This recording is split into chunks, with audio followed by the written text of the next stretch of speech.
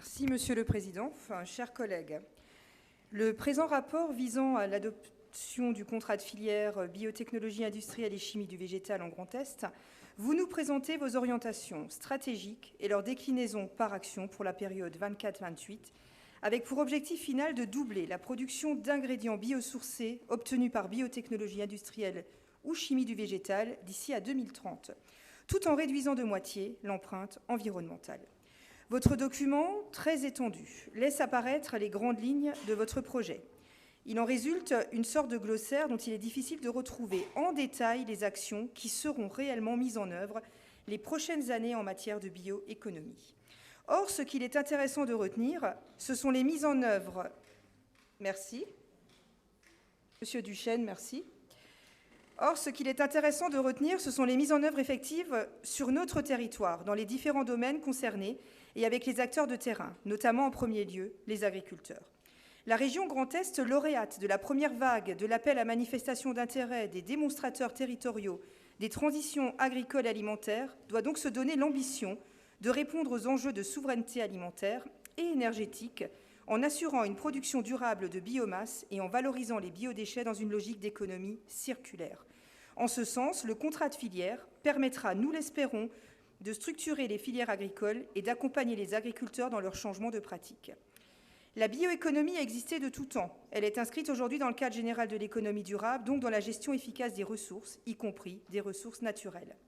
Elle s'avère être porteur pour l'avenir, puisque la succession des ressources fossiles par des ressources renouvelables représente une des ambitions phares de la bioéconomie durable, et cette révolution se répand dans des secteurs aussi divers, vous l'avez dit, que la chimie, l'industrie, l'agriculture, la forêt et le bâtiment. Il s'agit en fait ici de soutenir l'innovation. La bioéconomie doit donc s'appuyer sur une stratégie scientifique, technologique, économique, pour passer de l'exploitation des ressources fossiles à une économie fondée sur les ressources de la biomasse. Rappelons tout d'abord que l'enjeu est d'assurer la sécurité alimentaire de nos concitoyens, d'utiliser durablement une ressource renouvelable, tout en maintenant et en créant de l'activité économique sur notre territoire. Ce rapport nous parle de matériaux biosourcés, moins connus que la bioénergie et bien moins soutenus, alors que ces matériaux recouvrent aussi bien des plastiques, des isolants, des peintures, des pièces mécaniques, des cosmétiques. Il existe ainsi de nombreuses filières, papier, carton, textile, amidon, sucre, fibres végétales et animales, qui constituent un véritable marché. Or, s'il est intéressant de formaliser une stratégie pour la bioéconomie, nous avons ici des visions stratégiques sur les bioénergies et les produits biosourcés qu'il nous faut approfondir. Ce rapport est positif dans le sens où nous avons une occasion de créer des dynamiques nouvelles autour de partenariats innovants entre des mondes qui n'ont pas forcément l'habitude de dialoguer. Aussi, il est utile de construire une vision en phase avec la réalité économique et territoriale.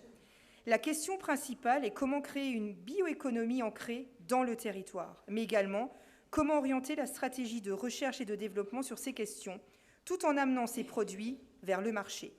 Le tout en assurant un dialogue avec la société sur la bioéconomie. Il faudra donc, à notre région, relever un autre challenge, celui de démocratiser le dialogue environnemental. Plusieurs enjeux stratégiques doivent être conciliés. La sécurité alimentaire, tout d'abord, qui doit être mise en lien avec l'artificialisation et l'utilisation des terrains agricoles dans un contexte d'accroissement de la population. Il ne s'agit pas de détourner l'objectif des terres agricoles, mais de trouver un équilibre entre les besoins, l'utilisation et la production, sans oublier de favoriser le localisme. L'enjeu climatique aussi, lié à celui de l'air, l'usage de l'eau, d'un point de vue quantitatif dans un contexte de réchauffement climatique, mais aussi qualitatif avec la préservation de la biodiversité des paysages, l'emploi et la croissance sur l'ensemble des territoires. Il importe donc de prendre en compte le contexte peu favorable dans lequel nous nous trouvons avec des matières premières agricoles qui se raréfient et qui risquent de connaître de vives tensions du fait de la montée des besoins alimentaires. Le contrat englobe également la filière pharmaceutique avec des ressources pour la région en biomédicaments. Dans tous ces domaines, nous devons assurer notre souveraineté. Vous le soulignez également, le contexte régional est favorable à cet intérêt pour la bioéconomie, notamment en matière d'industrie forestière. Le développement de ce secteur présenterait en outre l'avantage de redynamiser les zones rurales tout en créant de l'emploi et de la croissance. Le terme de bioéconomie qui combine les notions de croissance économique et de développement durable est d'ailleurs perçu dans votre rapport comme très positif. La bioéconomie reposerait donc dans notre région sur une combinaison des industries du bois, de la chimie, de l'énergie, de la construction, des technologies agricoles et alimentaires et de la santé. Les piliers principaux mis en avant seraient de garantir un environnement compétitif, trouver de nouvelles opportunités commerciales, renforcer le savoir-faire, garantir la durabilité et la disponibilité de la biomasse. En conclusion, les points essentiels à ne pas négliger sont d'améliorer la formation des consommateurs sur les produits biosourcés, de construire une vision partagée concernant la compétitivité et la croissance, et d'assurer l'acceptabilité de l'utilisation de la biomasse. Aussi, là où vous nommez des grands groupes, n'oublions pas les petites et moyennes entreprises, les jeunes chercheurs et talents qui trouveraient leur place dans ce que vous aimez à nommer des laboratoires de recherche. Vous voulez faire de notre région une pionnière en matière de biomasse, du végétal et de l'animal.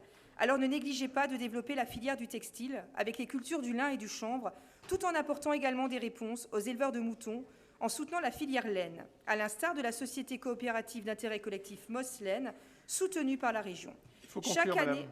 Chaque année, 335 tonnes de laine sont produites en Lorraine et une majeure partie est exportée à prix bas en Asie. Les élevages de moyenne montagne se développent dans nos vallées, notamment alsaciennes, et cette activité permet de développer un nouveau tissu économique local après la fin de l'ère textile industrielle.